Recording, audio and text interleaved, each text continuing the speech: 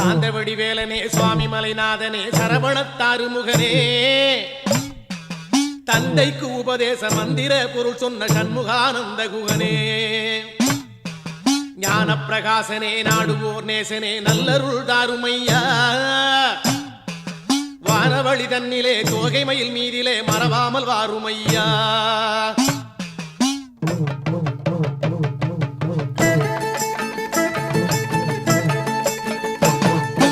உச்சிமலை மேலே முருகா உன்னடி நம்பி வந்தோம் உச்சிமலை